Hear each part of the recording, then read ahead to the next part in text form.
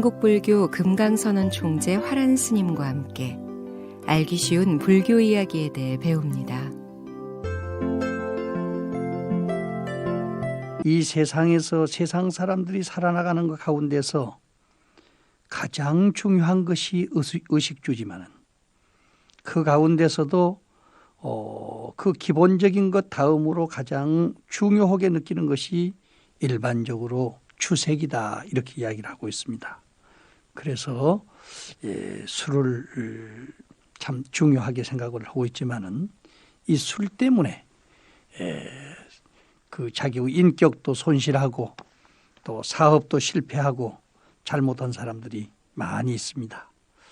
부처님께서 도를 깨치시고 12년 동안까지는 다른 계율도 없었지만은 오직 그 순수한 입장에서 수행만을 본의로 하고 중생들만 서로 살피고 살았습니다.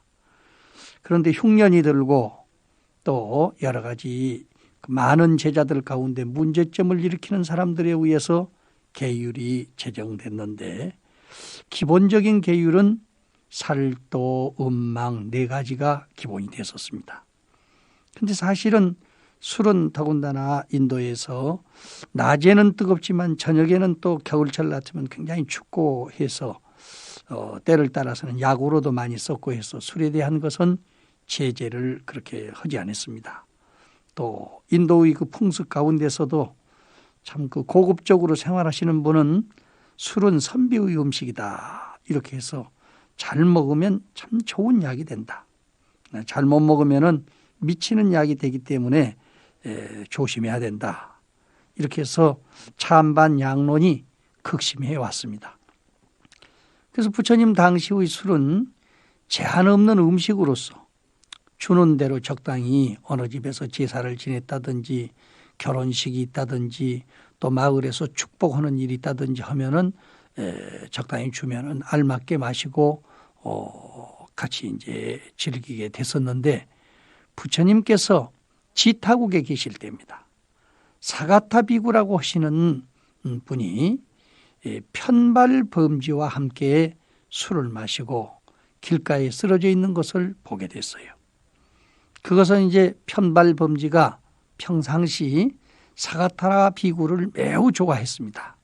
그래서 늘 자기 집에 초청을 해가지고 공양도 하고 또 여러 가지 자문도 하고 이런 일들이 있었고, 또 다른 사람들한테도 권장을 해서 참으로 훌륭한 스님이니까 공양하라 해서 이제 같이 모시고 가기도 하고 이런 일들이 종종 있었는데, 평상시는 술을 마시지 않았었어요. 근데 특별히 자기 집에서 무슨 좋은 일이 있어가지고 쇼마주라고 하는 술을 공양을 하게 됐습니다. 그런데 그 쇼마주가 전통적으로 인도에서 내리는 술은 보통 50도부터 60도입니다. 먹을 때는 우리나라 막걸리하고 비슷하지요. 근데 먹고 나면은 한참 있다가 폭발을 하게 된단 말이죠. 그래서 대접하는 바람에 조금씩 마시고 이렇게 또 다른 음식도 먹고 해서 즐겁게 먹었는데, 그날 날씨가 유독이 더워가지고 밖으로 나오자 그게 폭발이 되게 됐어요. 날씨가 50도가 넘었어. 술 자체가 60도짜리니까 한테 합으면은 110도가 됐으니 안 끓을 수 있겠어요? 속에서 불 끓었죠. 그래서 그냥 길가에서 쓰러져 가지고 있었습니다. 그래서 부처님께서 왕궁에 갔다 오시다가 그걸 보시고 우선 찬물을 떠가지고 목욕을 시키고 해서 그 비구들한테 뜸고 오라고 그랬습니다. 그래서 이제 사가타 비구가 그 부처님 옆에 뉘어놓으니까 차차 술이 깨이는데 온 몸을 뒤틀면서 헛소리를 막 지릅니다. 부처님, 불법이 좋기는 좋은데 예로워서 못 살겠습니다. 또 불교라고 하는 것이 어떤데 어째서 무슨 일 때문에 고통이 많습니다. 그래서 그냥 어쩌고 저쩌고 하는 이야기를 많이 군소리를 한단 말이죠. 그래서 옆에 있는 비구들이 듣고 안타깝게도 생각하고 또 하는 짓을 보니 아주 박장대소를 하게 됐었어요. 그래서 부처님께서 말씀을 했습니다.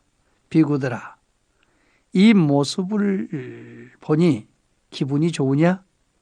속인들도 이렇게 되면 망신을 하는데 하물며 출가 비구가 망신하지 아니할 수 있겠느냐. 술을 많이 마시면 얼굴빛도 나빠지고 힘도 적어지고 눈도 밝지 못하고 또 사람이 보통 모습을 가지고 있어도 저렇게 성내는 형상을 나타내게 돼. 이런 사람이 마을에서 살면 살림살이와 재산이 제대로 붙어날 수가 없어. 다 무너뜨리고 만다. 뿐만 아니라 나중에는 병덩어리로 변해. 그 질병이 심해지면은 사람들한테 미움을 사게 되고 명예는 손상되고 지혜는 줄어지고 나중에는 죽은 뒤에는 허리멍텅해가지고 하기 때문에 사막도에 떨어지게 된다. 그러니 차라리 뜨거운 구리새 물을 마실지언정 저런 식으로 하려면 술을 절대 마셔서 정신을 어지럽게 해서는 안 된다. 이렇게 됐어요. 이것이 바로 소위 그 술에 대한 계율이 만들어지게 된 동기입니다. 이제 이 근본 소위 불공주의계 샹카 바라이제하고는 거리가 멉니다. 그래서 술은 원래 파에아티카라는 거는 단타죄, 먹고 잘못했으면 아이고 잘못했습니다. 용서를 빕니다. 다시는 이런 일을 하지 않겠습니다. 이렇게 참여하고 가지고 있는 술이라도 버리면 그대로 다 용서를 받게 돼 있었어요. 그러나 술로 인해서 갖가지 범죄가 나중에 만연하게 됩니다. 더군다나 지성적으로 수행을 하지 않은 사람들이 관습적인 그런 습관이 아직 쇠 속에 남아있는 사람들이 술을 먹게 되면 더 문제점을 형성하게 됐습니다.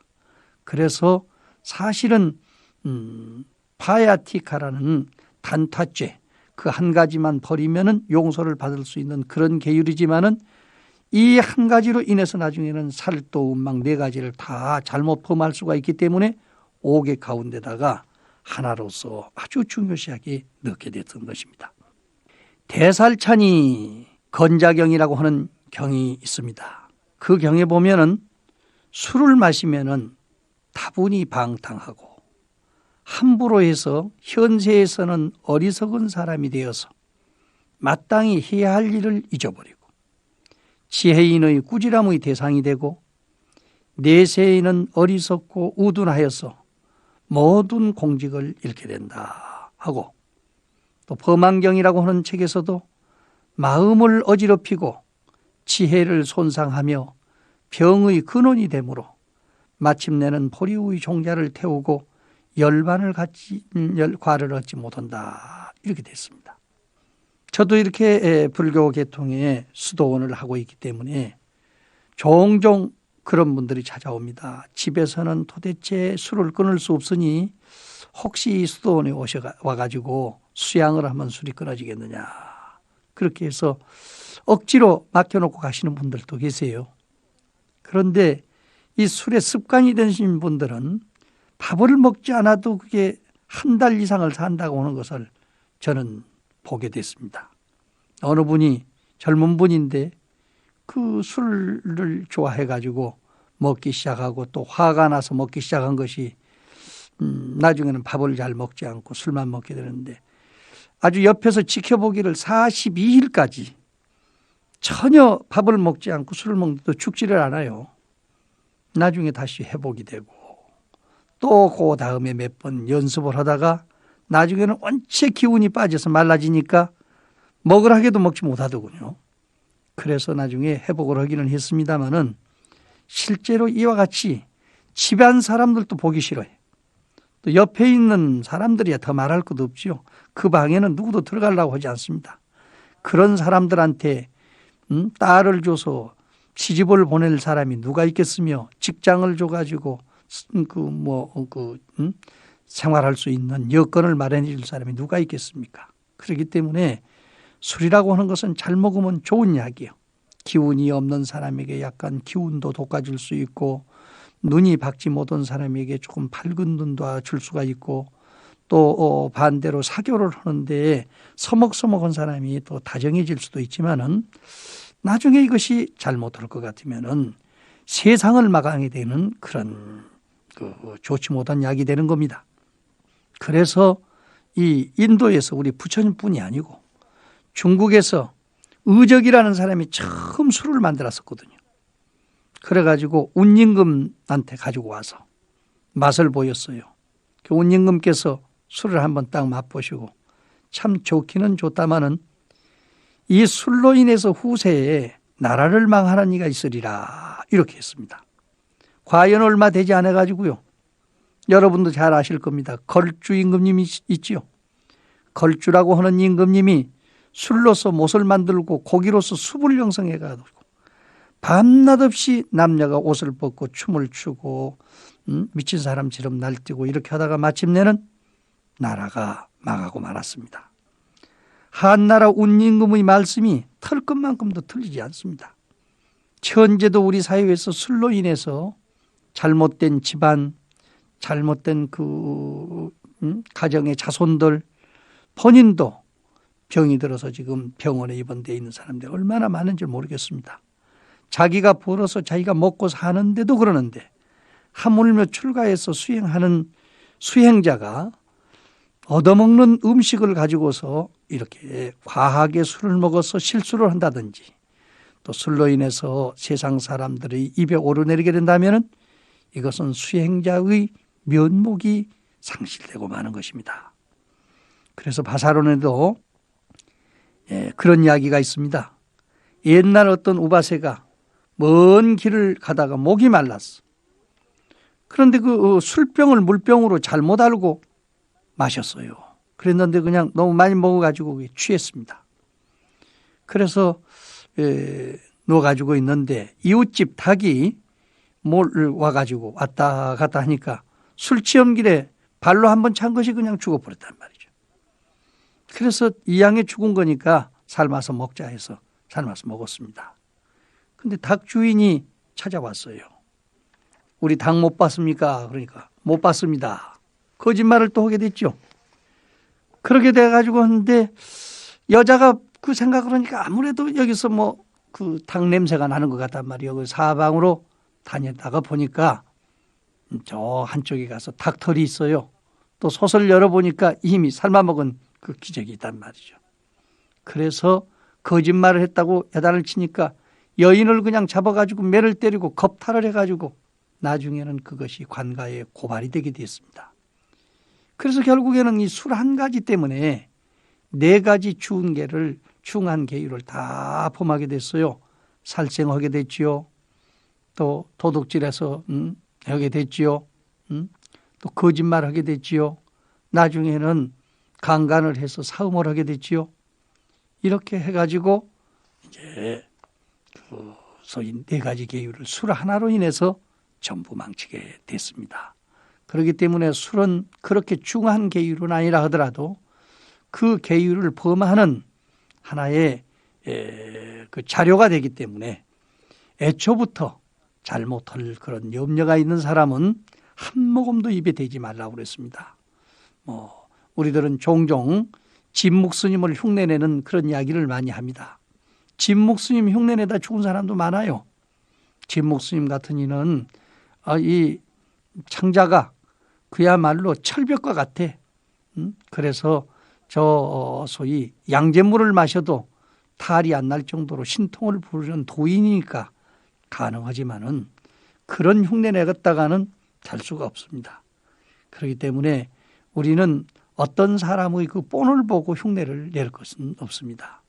부처님께서 이 술계에 대해서 말씀을 드리니까 빈비사라 임금님이 그런 이야기를 했습니다. 부처님, 저는 몸이 약해서 술을 조금씩 먹지 않고는 기운이 나지 않습니다. 그러니까 소위 부처님께서 이것만은 예외적이다. 빈비사라 임금님은 거사 8개를 받는 가운데서 알맞게 먹고 좋은 일을 하도록 해라. 더군다나 나라의 임금님이 마음이 건강하고 또 몸도 건강해야 좋은 일을 하기 때문에 예외적으로 설명을 한다. 이렇게 해서 여러분들이 계율서적에 보면은 경률이상편이라는 것이 있습니다. 경과 율이 일반 스님들한테 설해진 것과는 달리 나라의 임금님이라든지 왕후라든지 장상이라든지 기타 이러한 최고의 지도자들에게 특별히 배려를 해서 설명을 한 그런 대목이 있습니다. 그러나 그분들은 그걸 의지해서 조금 더 실수를 한다든지 잘못하는 일이 없기 때문에 이제 그 경륜 이상이라는 것이 별도로 나오고 있습니다만은 이러한 계율은 누구의 말을 의지해서가 아니라 스스로 판단해야 할 일이라고 생각이 됩니다. 우리는 자기 능력을 자기가 판단해서 남을 흉내내지 말고 나는 사이다 한 잔을 마셔도 취하게 되고 또 어떤 경계만 봐도 조금씩 마음이 동하고 또 무슨 물건만 가져도 늘 훔치고 싶고 이런 생각이 나는 경우가 있습니다. 그러면 이것은 본래는 그렇지 않는데 예외적으로 흔히 일이 생긴다면은 전생의 일과 연관을 지어봐야 됩니다. 저 어느 큰 부잣집 따님이 이화여자대학교를 다니는데 대학을 다닐 정도로 됐으니까 자기 중심은 어느 정도 대필 텐데 그 학생들이 이상한 물건만 가지고 오면 꼭 훔치고 싶은 생각이 나요. 그래서 그것을 숨기고 또 빼앗고 이렇게 했다가 나중에는 책벌을 받고 한 일이 있는데 금생에 와서는 집안이 넉넉하기 때문에 부족한 점이 없는데 왜 이런 일이 생기느냐. 이건 전생부터 익힌 도벽이다 해가지고 부모님과 함께 100일 기도를 드려서 그 도벽을 고친 일이 있습니다. 이렇게 스스로 잘못된 것을 알면 언제든지 고쳐나갈 수 있기 때문에 술 같은 것도 분별 소기경 같은 것에 보면은 36가지나 잘못이 있다고 했습니다. 특별히 경계하고 조심해야 할 일로 생각이 됩니다.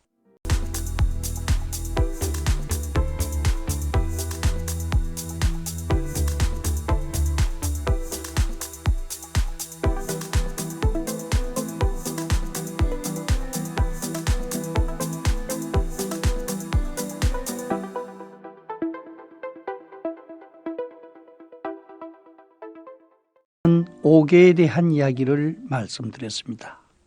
원래 불법은 선을 받들고 악을 거치며 제 마음을 밝히는 것이지만은 이렇게 자주 선악을 구분 못하고 죄악을 범하는 자가 생기면 승단의 규율이 문란하게 되므로 계율을 제정하여서 꼭 지키도록 권장했던 것입니다.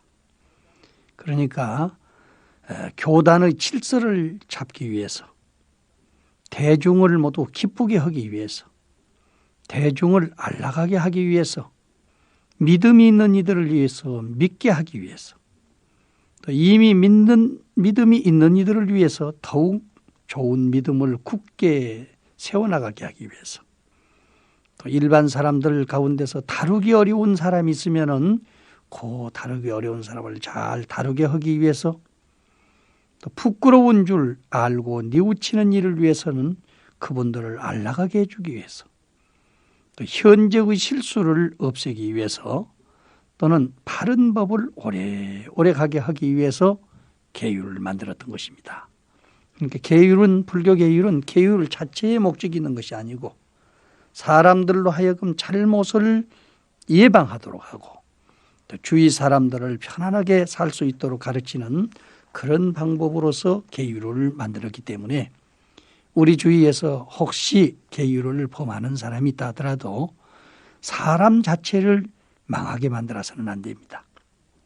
사람이기 때문에 수행이 아직 덜 됐기 때문에 더러 실수를 범할 수도 있는데 또 그것을 너무 방관해서 놔둬도 습관이 잘못 들어가지고서 나중에 못 쓰게 되는 경우가 있거든요. 그래서 대중 앞에서 반드시 참여하도록 하고 그 참여를 통해서 기쁜 마음으로 세상을 살아갈 수 있도록 이끌어 나가는 것이 계율의 재정 동기입니다. 이 점을 참고해서 사람을 경계하고 책벌하고 쫓아내고 하는 것만을 기준하지 마시고 우리 주위에서 이런 일이 있더라도 서로 경계해주고 격려해줘서 그 잘못된 마음을 고쳐나갈 수 있도록 노력을 해야 될 것으로 생각이 됩니다. 오늘은 정반왕의 서거에 대해서 말씀을 드릴까 합니다. 부처님께서 성불한 지 12, 13년을 넘어서면서 불교 교단 전체로 보아서는 비학적인 발전이 있었습니다. 이미 설명 들은 바 있습니다.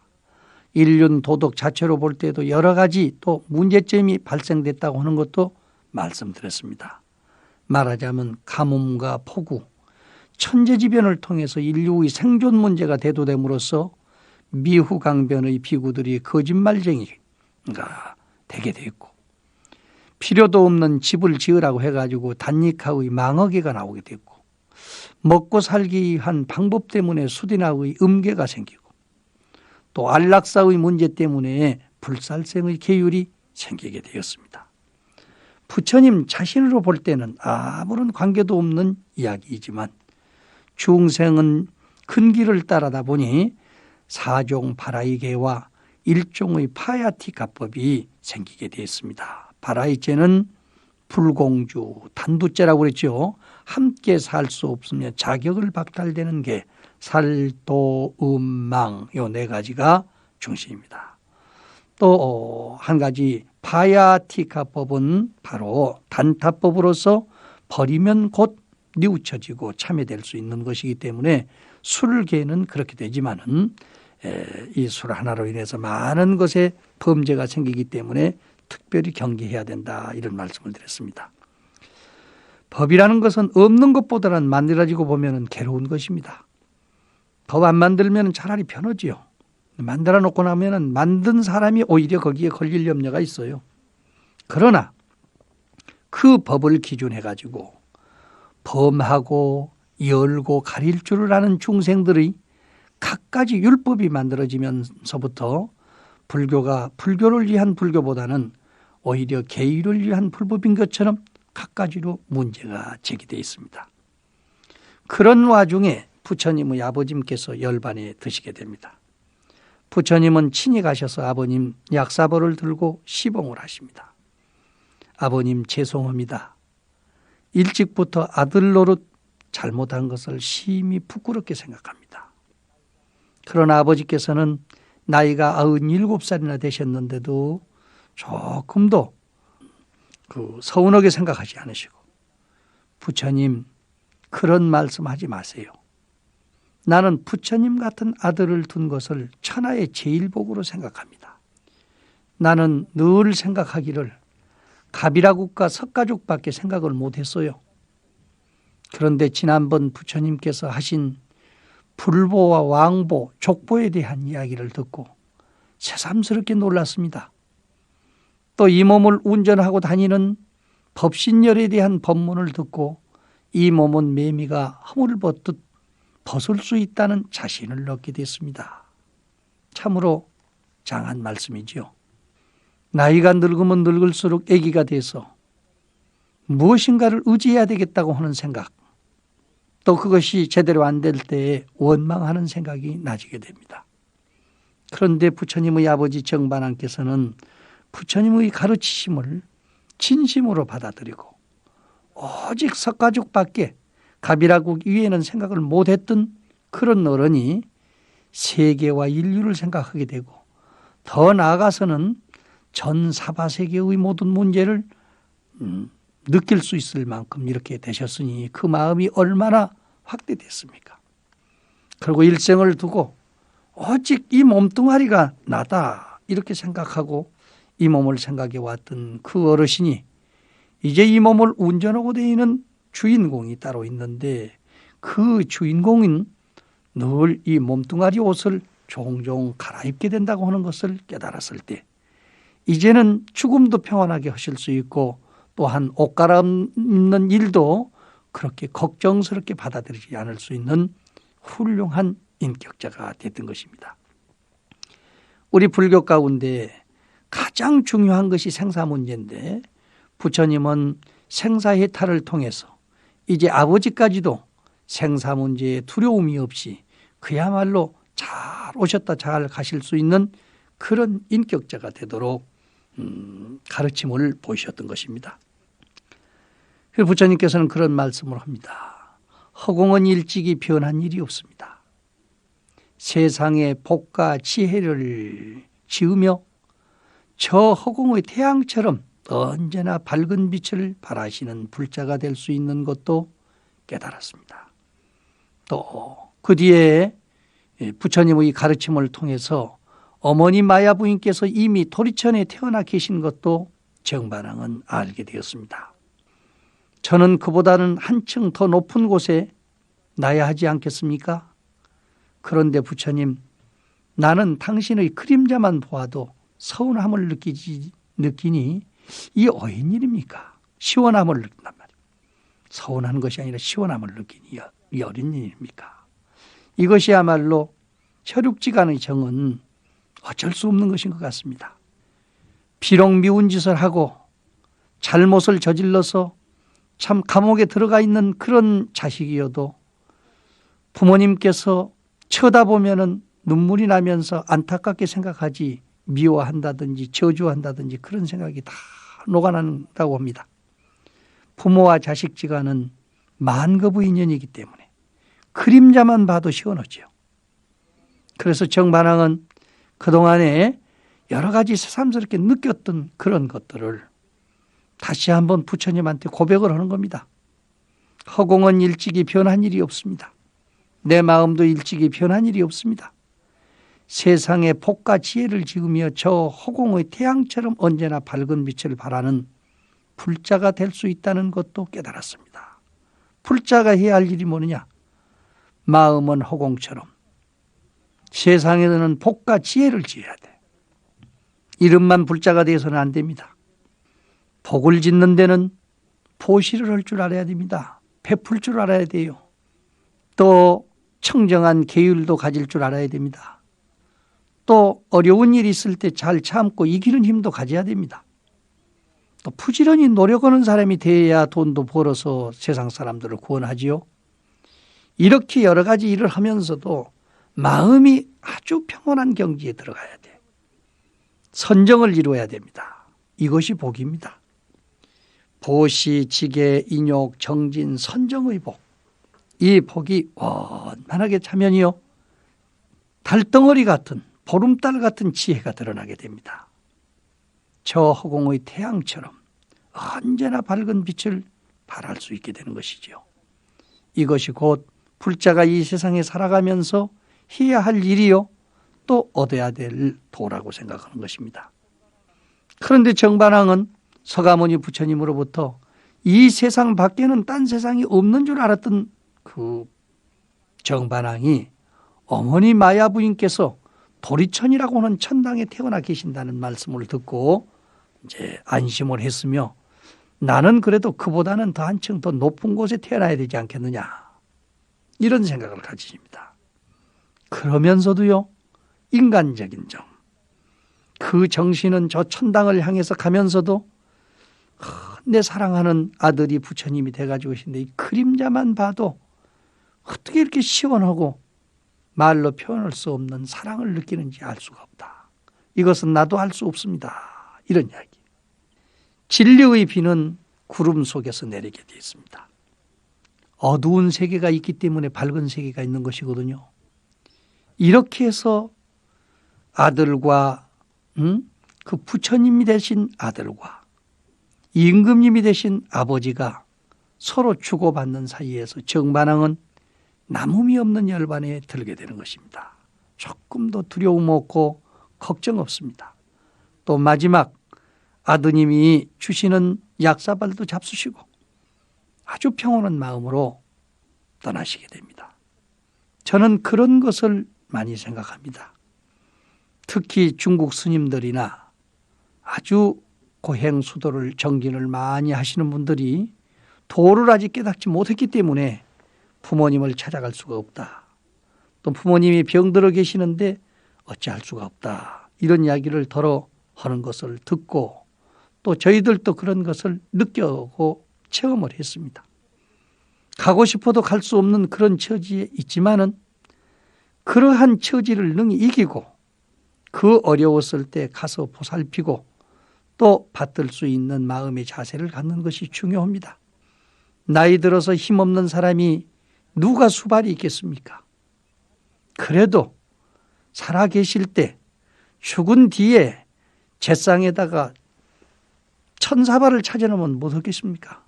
살아계실 때 한 사발의 음식이 한 사발의 물이 더 귀한 때가 있습니다.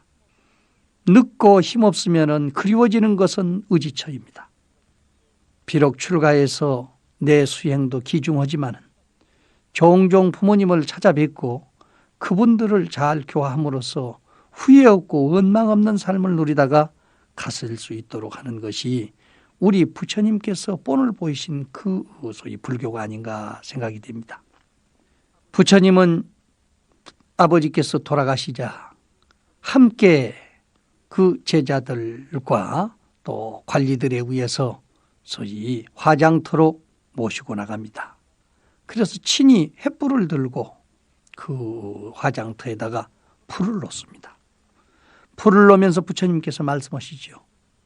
아버님, 이 불을 보십시오. 이 불은 삼독의 불이 아닙니다. 1등 삼매의 불입니다. 밝고 밝아서 삼세를 꿰뚫고 시방을 통철하는 그런 불입니다. 이 빛을 얻은 자는 영세에 불망할 것이요 이 빛을 잃은 자는 육도에 유행하게 되오니 마땅히 깨달아 열반에 안주하십시오. 이 법문은 정반항을 위한 법문이 아닙니다. 바로 그 자리에 모여있는 사유소에 모여있는 모든 불자들을 깨우쳐 주시는 법문입니다. 정반항은 이미 앞에서 말씀드린 바와 마찬가지로 스스로 그 갈 길이 결정되어 있고 마음도 안정이 되어 있고 걱정 없는 그런 처지에 되어 있습니다. 그러나 우리는 어떤 사람이 아무리 평화로운 열반을 한 사람이라도 화장터에 가서 불을 보면은 가슴들이 털렁 내려앉지 않는 사람이 드뭅니다. 여러분, 이 불을 봐라. 이것은 탐진치 삼독의 불이 아니다. 한등 삼매의 불이에요.